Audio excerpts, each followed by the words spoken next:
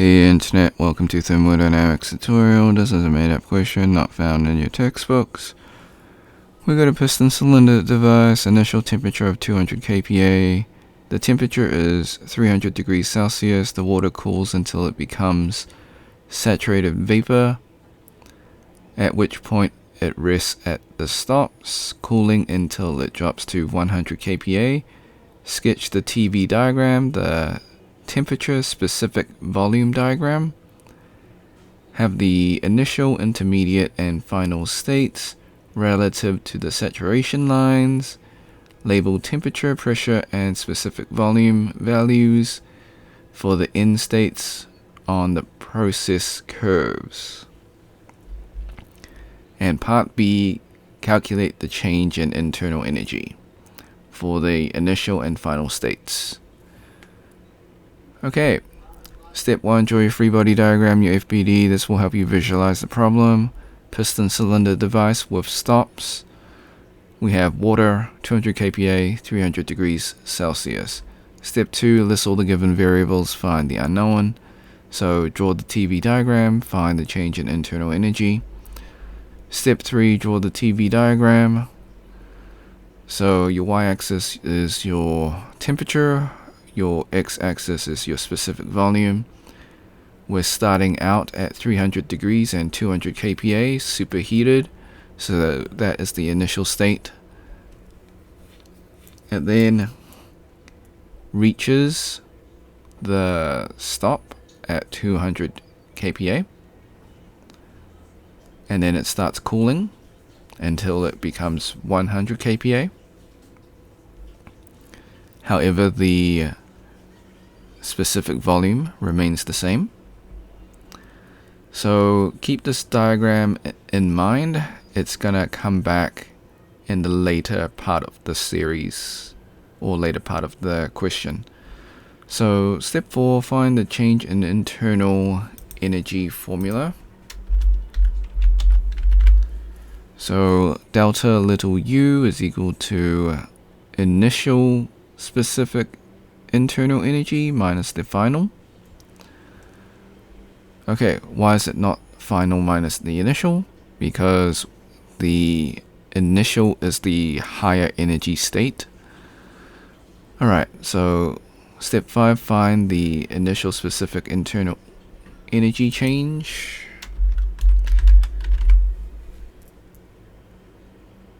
So the initial state is superheated vapor. The clue is in the question. Water cools at a constant pressure until it becomes saturated vapor. So that means we know it has to be higher than saturated vapor in order to cool to it. Step 6, go to your superheated vapor property table. Use your pressure and temperature to line up your internal energy. So it may be 0.2 MPa on your table. So go to 300 degrees Celsius and go to your pressure, and then you'll find your internal energy at 2,808.8 kilojoules per kilogram. So that is the initial specific internal energy. So that's little u initial.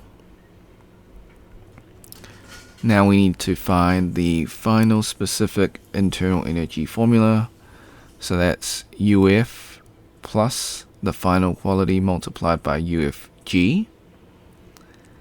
So this will be at 100 kPa because that's the final pressure.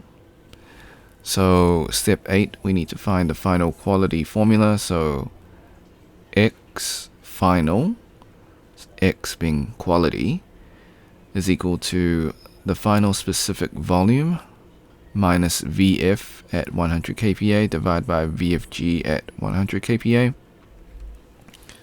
So step 8 up to step 14 is a mere formality because in the question it already states that it's saturated vapor, so you know it's going to be 1.0. However, for the sake of completeness and just to prove the working, we're going to go through the steps. Just know that if you picked up on the question and the clues, it already tells you what the quality is. Okay, so step 9, you find your final specific volume, which is the same as the intermediate. See the TV diagram. So as you can see right over here. Alright, so we know it's a saturated vapor in the question, as mentioned before. So like I said, step 10, find the final specific volume.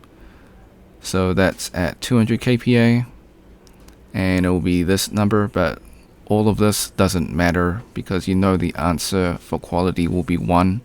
So we can quickly go through it. Next, step 11, saturated liquid and vapor. So you find all that. And then your VFG is VG minus VF. Step 13, you find your final quality. So you do all that work and it becomes 1.0. So this just proves that it is a saturated vapor, even though the question gave a lot of clues that it was.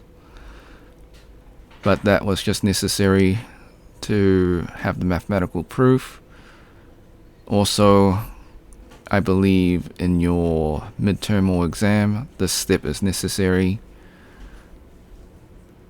Sometimes they do ask you to do pointless things, but those pointless things are usually just for the process, showing the process.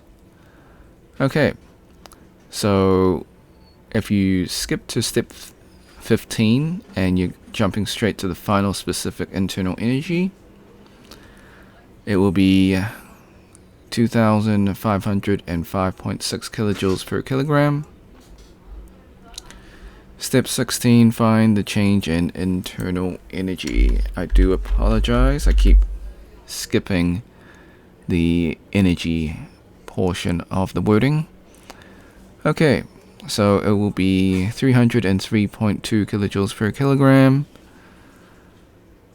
Disclaimers, the method is correct, however I do make calculation mistakes. I encourage you to solve it yourself and see if you get the same answer. Now before we leave, I highly encourage you to save this video onto your PC just in case this video or channel gets taken down. While I follow all copyright laws, sometimes things happen. You can do this by using snipping tool. If you never used snipping tool before, follow these instructions. If you're on a Mac, use the Mac equivalent of snipping tool. Click on the icon in your taskbar. If it's not there, go to your Windows search, type in snipping tool, open up the program. Click on the video option, click on new. Left click and drag the rectangle to cover the YouTube screen. This is just an example. Hit the start button in snipping tool, wait for the countdown, hit the replay button on YouTube. Let the video finish, hit the red square in snipping tool to stop recording. And then save your video. Thanks for watching. Hope you had a great day. Be sure to like and subscribe. Share with your friends, because this is a made up question, so they probably won't be able to find it. If you got questions, comments, or if you find a mistake in the video, leave it in the comment section. I'll get back to you as soon as possible. If you want to support me, become a member or drop a super thanks. Until next time, see ya.